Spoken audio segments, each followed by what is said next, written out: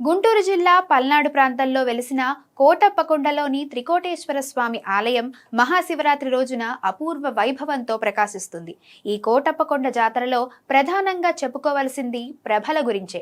కోటప్పకొండకు తరలివచ్చిన ప్రభలు శివుని పాదాల వద్ద శిరస్సు వంచి నమస్కరించి మంగళహారతి ఇస్తాయి. గ్రామాల్లోని భక్తులు శ్రద్ధతో నిర్మించిన 80 నుంచి 100 అడుగుల ఎత్తైన ప్రభలను దీపాల కాంతులతో అలంకరించి కోటప్పకొండకు ఊరేగింపుగా తీసుకొస్తారు. ఒక్కో ప్రభ వెనుక గ్రామ సమైక్యత, సంకల్ప బలం, భక్తి పుష్కలంగా ఉంటాయి. ఖర్చు ఎంతైనా లెక్క చేయరు.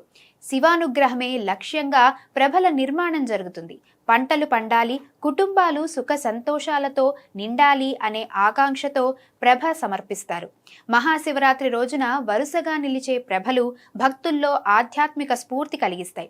కోటి ప్రభలు పూర్తయ్యే వేళ శివయ్య స్వయంగా కొండ దిగి వచ్చి ఆశీర్వదిస్తారు అనే స్థానిక విశ్వాసం ఉత్సవానికి మరింత ఉత్సాహం ఇస్తుంది. దేశ విదేశాల నుంచి వచ్చిన వారంతా స్వగ్రామాలకు చేరి ఈ పర్వదినాన్ని కలిసి జరుపుకోవడం కోటప్పకొండ ఉత్సవం ప్రత్యేకత.